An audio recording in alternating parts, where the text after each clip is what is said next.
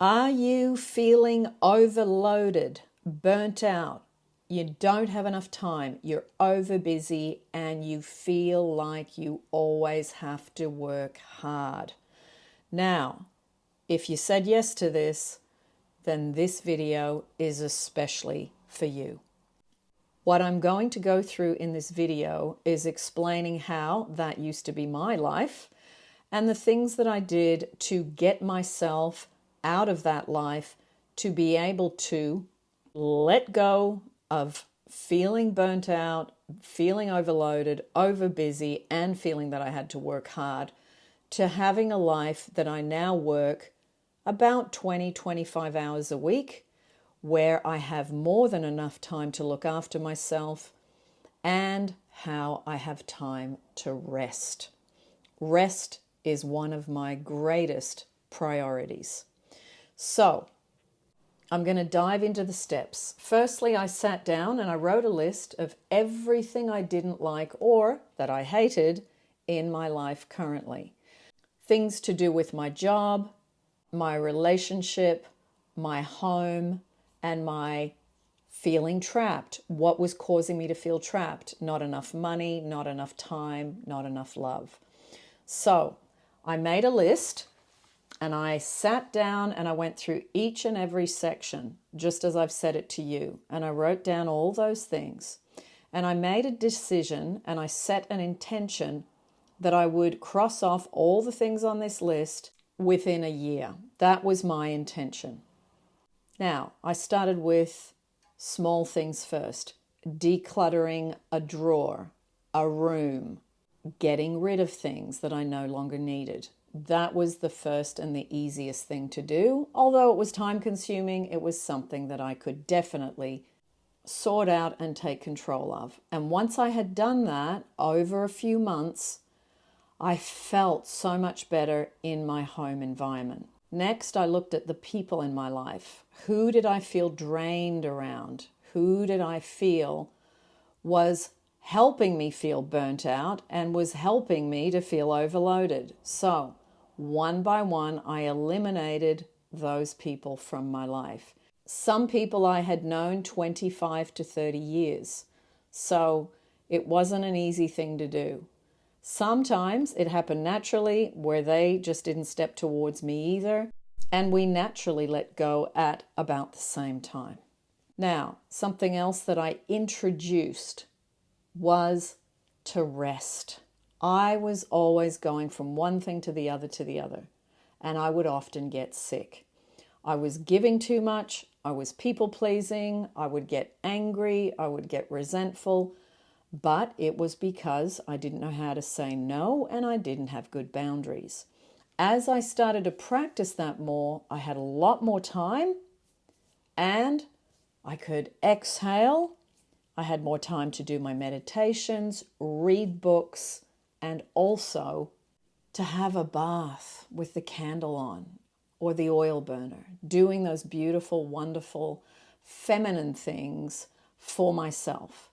I started to change also that I have to work hard. I was working often 10, 12-hour days, 5, 6 days a week. It was too much, and I really was starting to have a bit of a breakdown. I couldn't continue working at that pace, so I cut it back to 5 days, and then eventually I cut it back to 4.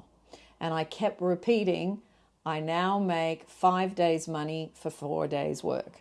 So I started to just slowly shave it down as best I could, looking for opportunities, looking for ways that I could cross off the overbusy. Now, fast forward a decade. I don't work hard. I make sure rest is a priority in my day and in my week. I say no to certain things when I already have enough in my diary, and I make sure I have days at home where I don't go out and I don't see anyone. Because if I don't, then I'm not able to do the work that I do. I can't be talking about self-love to all of you and then not practice it. I need to make sure I do it for myself firstly, and for my clients and my business secondly. I need to be setting an example. Now, some of the things I've introduced into my life: I meditate, I walk an hour a day, unless it's raining a lot. I do my rowing machine. I got myself some arm weights. I do my sit-ups. I also do my squats. And I do a deep squat with feet flat on the ground 2 times 10 minutes a day. That alone has healed my sciatica and my lower back pain. I also do my visualizations. I've got 3 on the go at the moment. And I love to be able to say that I wake up without an alarm clock and I go to bed whenever I choose. I love having a bath about 3 or 4 times a week, and I just do my surrender and letting go. I say I surrender, I let go, I allow, as I enjoy the warmth of the bath. I also absolutely need time in nature. That for me is a must. I love the greenery, I need the fresh air, and I absolutely adore hearing birds, the ocean, and being in parks and open spaces, no matter what country I'm in. I make sure that I take time to go and select healthy ingredients to cook food. I'm not a big takeaway person. I maybe have takeaway once every 3 or 4 months, and I maybe go out to eat once or twice every couple of weeks. I like to know what's in my food, and my partner and I are both really big cooks. So that is part of both of our self-love routines. Now, in regards to relationships, I had a long history of choosing men that were in an adolescent state or that were in active addiction. I made a decision that I would really have my eyes open with the next person. And I have chosen wisely this time, for the first time. This man is very similar to me. He's very giving. He looks after his health. He doesn't have any addictions. And he makes sure that he is available to the people that he loves. He is not a man that is in an adolescent state. He is a man that is in a masculine, manly state. And that when we come together, we give to each other. We care for each other. And he really is able to provide rest for me. He helps me with my business. He helps me with anything that I need. We bounce ideas off each other. And he really helps me by taking the weight off my shoulders with certain things that perhaps I don't understand. I make sure every day that I practice the Ho'oponopono prayer as I'm waking up for 45 minutes in the morning. And I look for things to be grateful for. When I hop in the shower, that's my gratitude time. I do 20 things I'm grateful for every day in the shower. I also make sure that I watch something on YouTube that is uplifting and positive, and I read a little bit, about 30 minutes in the day. My day feels balanced. It feels peaceful.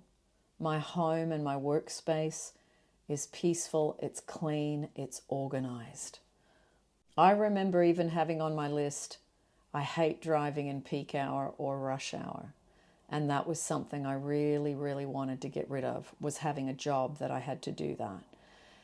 My desire was to work from home so that I could get up and be in my pajamas and sit at a desk and then be doing something that I didn't have to get up, have a shower, get my lunch, get ready, because I really disliked that. That really put me in a bad mood in the morning.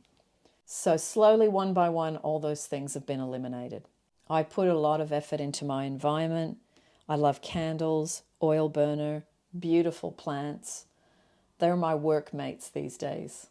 And they don't argue, they don't judge me, and they don't try and get me to do more work than what they do. They bring peace to my environment. Something else that I do throughout the day, my partner goes to the springs and the mountains to get fresh water that comes down from the mountains. So I drink that water, not tap water, not filtered water, but water fresh and alive from the mountains. And he goes and gets that for us about every 3 months. And for those of you that live in the city, you know what the water's like. It's not that it's terrible, but it's not as good as fresh, alive mountain water. So I really appreciate that he goes every 3 months or so when we need topping up, and he goes and he fills up all the big containers with the little taps on them and brings them back for us to have. I really appreciate too that he does a lot of the cooking. He loves to cook, and he loves cooking for me, and I really, really appreciate that. A man who cooks and a man who puts love into his food. Something else I do is neck and shoulder exercises. I have a wonderful video that the woman does not speak. Because I'm doing the same video for the last 4 or 5 years, it's wonderful to not have to hear the same dialogue all the time. So I will put that video down in the description below for you. For those of you that work at a desk or do repetitive tasks, it is a fabulous video, and it has really, really helped me physically over the years. Now, a little bit more, letting go of beliefs. I have to work hard for money. Creative people don't make money. I have to let go of breaking my back, overgiving, and people-pleasing.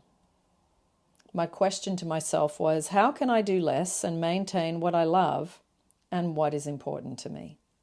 As you start to ask these sorts of questions, the answers in time reveal themselves, because you've sat still and you've rested and sat in that restful place long enough for the answers to come.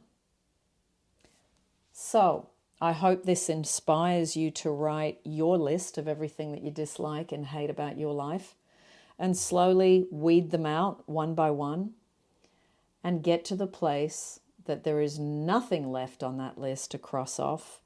And then when you wake up, you feel a joy and a gratitude for your day, because there is nothing in that day that you don't want to do. If a woman can remember to prioritize rest and herself and conserve her energy, wow. It's like your life can transform itself, because there is spaces to breathe and to just be. Lots of love, everyone. And let me know your thoughts. Where are you up to with this in your own life? And how are you going balancing earning, working, your job, your business with your personal life, and being able to look after yourself and your self-love? I will talk to you soon in the next YouTube.